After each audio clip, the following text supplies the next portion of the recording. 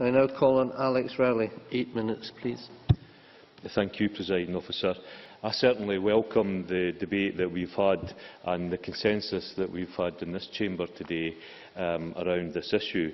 The Minister mentioned negative attitudes, and we acknowledge that there are differences of views, and whilst it is a minority that could be described as Christine Graham described it, that's why we need to have this debate, because we need to encourage discussion and debate across our whole country.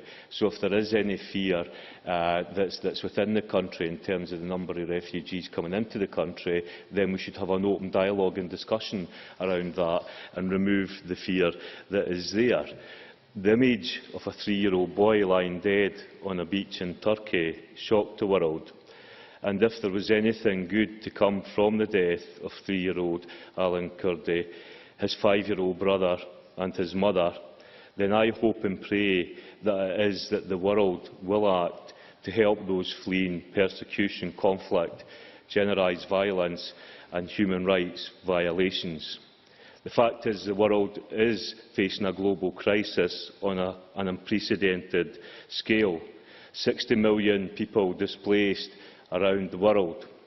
Around the countries of Syria itself, 4 million refugees, 2 million of which is children. And that's a point that we need to get across. Half the population, the refugee population in the world, is children.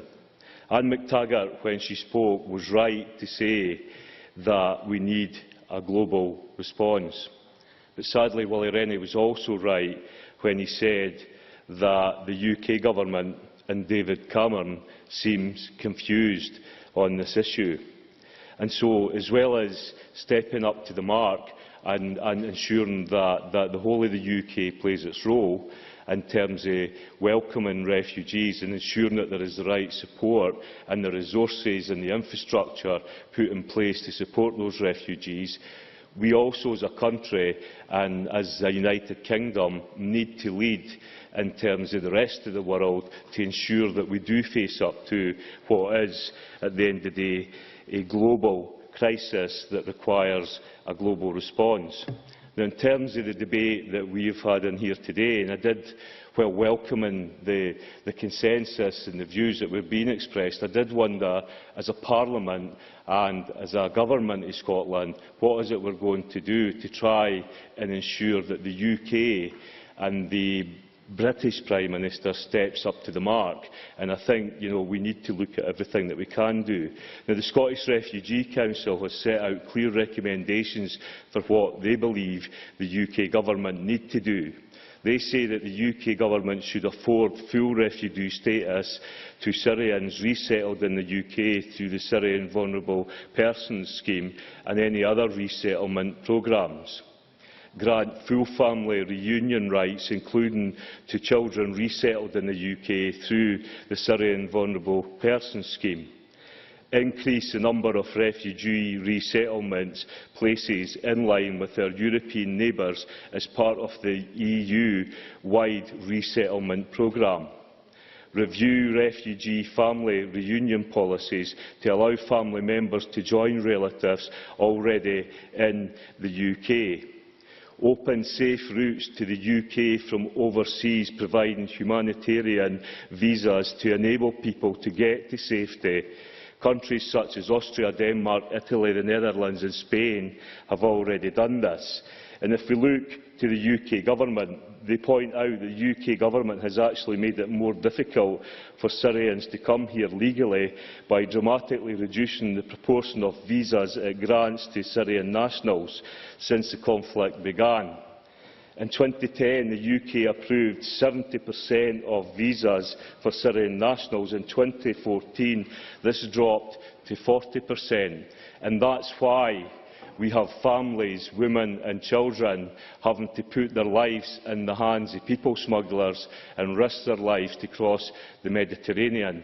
And in this year alone, in this summer alone, we have seen 2,500 men, women and children die as a result of trying to cross the Mediterranean. So we need to look at opening up the legal routes that can come into Europe over land, and it's something that in this place we need to push, but we also need to push the UK Government to do likewise.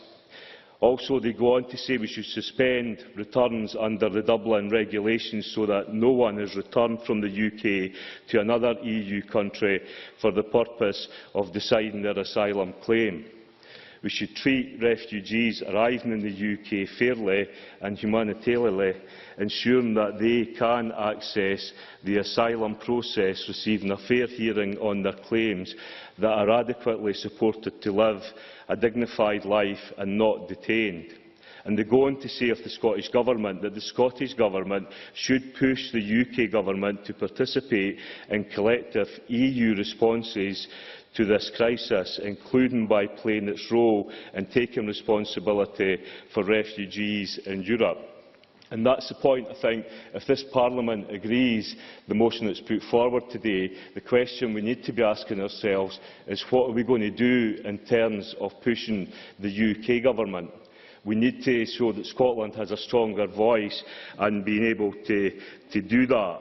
I think it's also important, and I want to touch back on it, because having this debate here today and the question of negative attitudes, I certainly have written a few pieces over the last few weeks, and as well as people welcoming and saying to me that I was right in what I was saying, there are people who have approached me and said that they have concerns, they have fears. 2 weeks ago I heard the Director of Shelter Scotland talk on the BBC radio about the crisis in housing that we have in Scotland. So for people who are part of that crisis, you can see the fear that they have that housing crisis is going to get worse.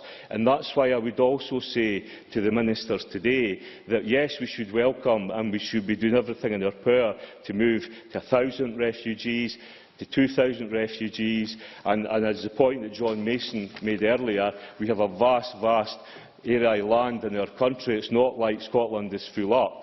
We should be doing that, but we have to ensure that the investment comes in and that we are able to put the infrastructure in.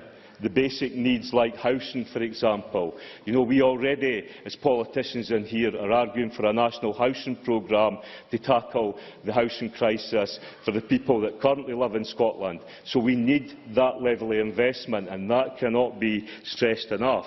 But I would want to say that the comments that John Mason made, I would want to associate myself with absolutely. Because it's not just about the humanitarian crisis. And it is right that we step up to that, but we need to be pointing out the benefits that Scotland can get from welcoming refugees into this country, and John Mason outlined them. So in conclusion, welcome this debate today. Let's encourage that debate and discussion across Scotland, but let's make sure that when we're welcoming people to this country and upping and increasing the numbers of people coming to this country, that they will come in and be properly supported, properly resourced and have a roof over their head. So we need to put the investment in. That is a duty of this place, the Scottish Government and the UK Government. Thank you. Many thanks.